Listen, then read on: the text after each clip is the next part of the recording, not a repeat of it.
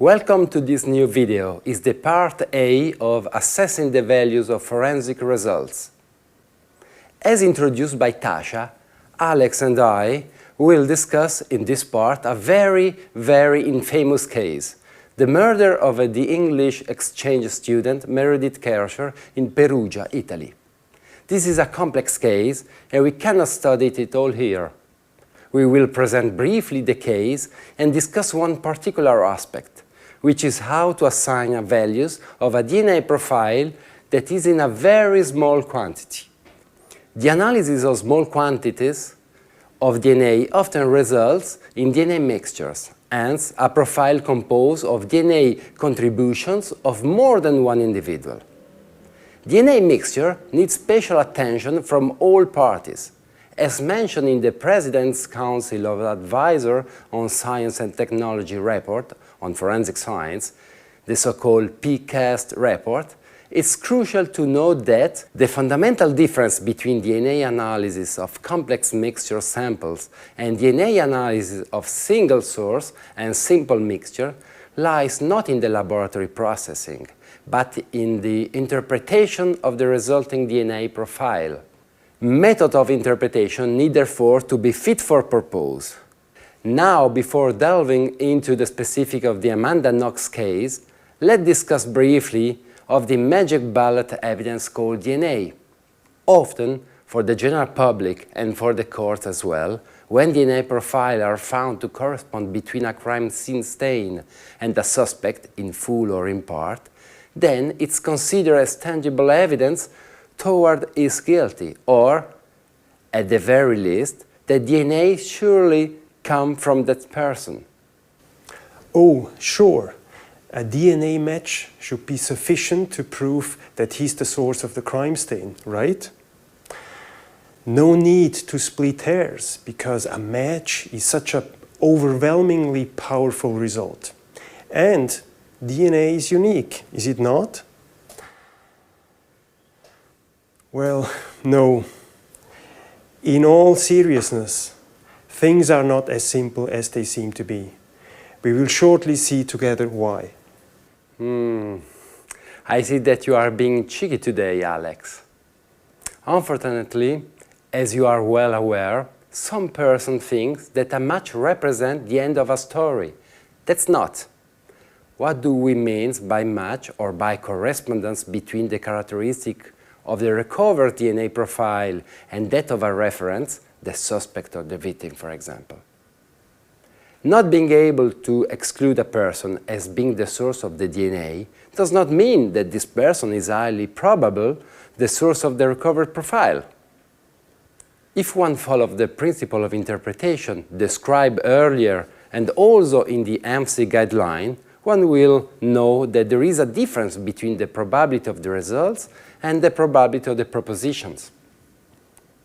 We will have the opportunity to revisit this essential topic in the following weeks. But do keep in mind that a DNA correspondence does not mean that the person is the source of the DNA. Also, even if it's very rare to share the same DNA profile, one knows that rare events happen from time to time. One knows, for example, that even if the probability of winning the lottery twice is very low, people still win twice the lottery. Yes, Franco, it is true that rare events do happen. But even so, most people think, falsely, that if the probability of observing this profile, if it came from some other person than, say, Jones, is only 1 in a billion or 1 in a million, this is such an improbable result that the DNA must be that of Jones, and that it is splitting hairs to say that it is not.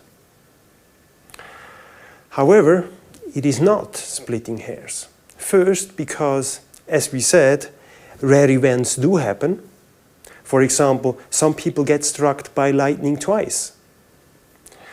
Take, for example, the case in England of Mr. McDermott, who won the lottery, 5 numbers plus the bonus ball, twice. The odds against this happening would be 5 trillion to 1, but it did happen. 5 trillion to 1 against, that is a very small number. With DNA, because of possible dependencies between loci, the model that we use to assign probabilities is considered to be robust until numbers of 1 in a billion, say 10 to the power of 9. Here, the probability of winning the lottery twice was assigned as less than 10 to the power of 12. That is 1,000 times smaller, and still we know that it happened. But what we have to remember is that the probability of the DNA coming from a person does not only depend on the probability of the result. It also depends on other elements of the case. We all heard stories of people who were in prison while a DNA profile corresponding to theirs had been discovered on a crime scene.